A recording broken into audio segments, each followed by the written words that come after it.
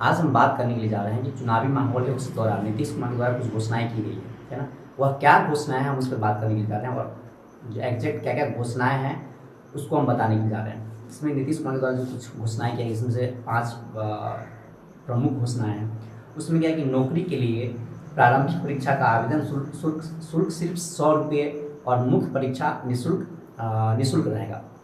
यह मुद्दा लगभग पिछले 8 से 10 सालों से उठाया जा रहा था कि जितने भी एग्ज़ाम होंगे जो जॉब के लिए लोग तैयारी करते हैं उसके लिए अभी क्या है ना, बिहार में अलग-अलग जो एग्ज़ाम है उसके लिए अलग-अलग चार्जेस किया जाता है। जैसे अगर आप बीपीएससी का एग्ज़ाम भर रहे हैं तो जनरल के लिए कुछ और है, एससी के लिए भी कुछ और है, लेकिन अच्छा खासा चार्ज किया जाता है। एसएससी का है तो उसका अलग चार्जेज है। मतलब यहाँ पे जो एग्ज़ाम फी है बहुत ज़्यादा लिया जा रहा है ना?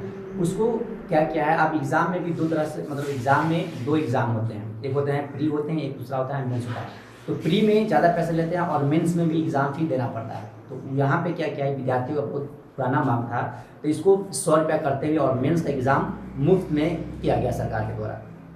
यह एक अच्छा घोषणा है, यहाँ विद्यार्थियों को कुछ राहत मिलेगा। दूसरा है कि राज्य के 7 जिलों में मेडिकल कॉलेज खोले जाएंगे। हम इस पर बात करेंगे कौन-कौन जिले जहाँ पे मेडिकल कॉलेज खुलेंगे, इनसे बात करेंगे, है ना? अब यह जैसे अगर यह 7 मेडिकल कॉलेज, अगर बिहार के जो 7 जो मेडिकल कॉलेज की जो घोषणा की गई है, अगर यह 7 पूरा हो जाता है तो बिहार के 38 जिला में मेडिकल कॉलेज हो जाएंगे। फिर अगला घोषणा के द्वारा किया गया है कि 5 वर्षों में 1 करोड़ सरकारी नौकरी और रोजगार दिए जाएंगे। मतलब आने वाले जो 5 साल है, अगर नीतीश कुमार जीतते हैं तो इसका रोड मैप तैयार किया गया है कि अगले आने वाले 5 वर्षों में 1 करोड़ सरकारी नौकरी और रोजगार दिए जाएंगे। अब 1 करोड़ सरकारी नौकरी कहाँ से सृजित किए जाएंगे या बनाए जाएंगे, कहाँ से किस किस विभाग में लाए जाएंगे, इसके बारे में नहीं बताया गया है, लेकिन हाँ यह बताया गया कि 5 वर्ष में 1 करोड़ सरकारी नौकरी दिए जाएंगे। और सरकार के अपने कुछ दावे हैं, उस पर भी हम लोग बात करेंगे। फिर क्या है, जो चौथा घोषणा किया है कि पर्व त्योहार में अन्य राज्यों से बिहार के लिए विशेष बसें चलेंगी। और 5वां है कि विशेष ट्रेन चलाने के लिए केंद्र सरकार से अनुरोध करेगी बिहार की सरकार। अब देखिए, ऊपर तो 3 ठीक है ना? इसका बहुत बड़े स्तर पे आलोचना नहीं किया जाएगा, सराहनीय है। लेकिन जो इनके आज फिलहाल जो सबसे बड़े प्रतिद्वंदी है प्रशांत किशोर, यह जो 2 लाइन है, जो 2 अंतिम में घोषणा है कि पर्व त्योहार में बिहार के लिए अन्य राज्यों से विशेष बस चलेंगे और जो विशेष ट्रेन चलाने के लिए केंद्र सरकार से अनुरोध करेगी। आप इसको ही टारगेट कर रही है कि मतलब आप अपने राज्य में उद्योग नहीं लगा रहे हैं, रोजगार के लिए व्यवस्था नहीं कर रहे हैं, और आप बाहर से लाने के लिए बाहर अपने लोगों को भेज रहे हैं और वहाँ से लाने के लिए फिर बस और ट्रेनें का व्यवस्था कर रहे हैं। और हम लोग सभी लोग जानते हैं कि पर्व के दौरान में बिहार में आने वाली जितनी भी ट्रेनें होती हैं, बसें होती हैं, उसका क्या स्थिति होता है। बहुत से लोग बस में आने के कारण, बस में सफ़र करने के कारण उसे मतलब एक्सीडेंट भी हो जाता है, बहुत बार हमने देखा है। और एक्सीडेंट में बहुत लोग जान भी गंवा लेते हैं, है ना? ये तो हो गया जो कुछ था, जो लोगों को डायरेक्ट लाभ मिलेगा वो वाले था। और दूसरा क्या, उद्योग के लिए क्या क्या घोषणा किया है। उद्योग के लिए भी नीतीश कुमार के द्वारा कुछ घोषणाएं किया गया, जैसे है कि कैपिटल ब्याज सब्सिडी तथा जीएसटी के लिए दी जाने वाली प्रोत्साहन राशि दोगुनी होगी। मतलब जो जीएसटी और जो सब्सिडी दिया जा रहा है, जहाँ पे 5 लाख था उसे सब्सिडी को 10 लाख कर दिया गया है। दूसरा क्या है, घोषणा किया उद्योग के लिए किया गया है कि उद्योग लगाने के लिए सभी जिलों में ज़मीन की व्यवस्था होगी, है ना? हमारे बिहार में ज़मीन का बहुत ही बड़ा समस्या है। ऐसा नहीं कि ज़मीन की उपलब्धता नहीं है, ज़मीन की उपलब्धता है, लेकिन यहाँ पे जो ज़मीन इतने इस तरह से फंसे हुए हैं बिहार में कि एक होता है ना कि जैसे ज़मीन उद्योग लगाने के लिए आते हैं लोग, तो यहाँ पे ज़मीन के कारण विवाद होता है और अंततः लोगों को ज़मीन, मतलब जो उद्योगपति होते हैं उन्हें यहाँ से जाना पड़ता है।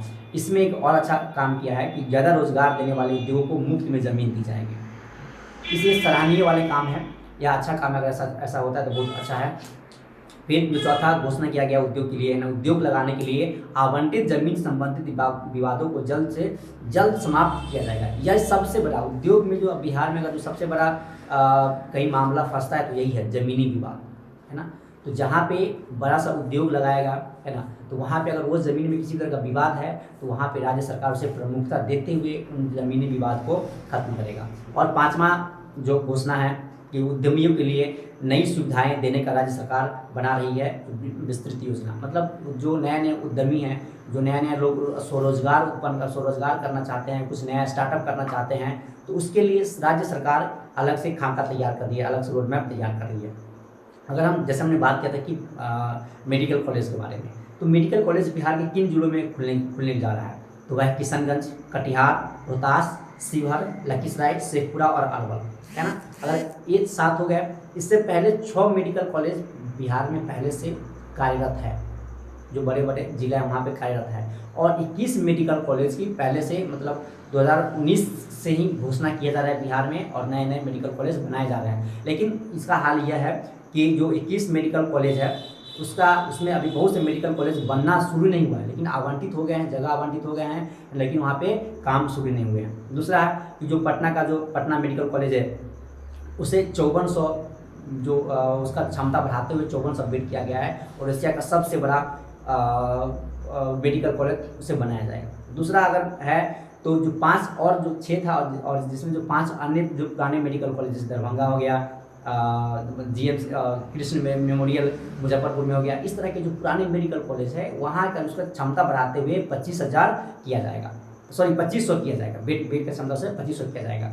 और एक और है IGMS पटना में ही है, एक बहुत बड़ा हॉस्पिटल है, उसका भी क्षमता को जो बेड का क्षमता है वहाँ उसे भी बढ़ा के 3000 किया जाएगा। और नीतीश कुमार के द्वारा और भी बहुत सारा बातें कही गई हैं, जैसे उनके द्वारा बताया गया कि जो वर्ष 2020 में 7 निश्चय पार्ट 2 के तहत है ना, सरकार ने 50 लाख युवाओं को सरकारी नौकरी दी, है ना, और मतलब टारगेट रखा गया था, उससे सरकार ने उसे टारगेट को पूरा किया, है ना। अब सरकार नेक्स्ट जैसा हमने बात किया कि अगले 5 वर्षों में 1 करोड़ युवाओं को नौकरी देने का एवं का जो नौकरी और रोजगार देने के लिए सरकार प्रयासरत रहेगी। तो ये रहा जो मुख्यमंत्री के द्वारा कुछ घोषणाएं किया गया है। तो अगर इस संबंध में मुख्यमंत्री द्वारा और भी कुछ घोषणाएं किया जाता है तो उस पर हम जरूर बात करेंगे। फिलहाल के लिए धन्यवाद।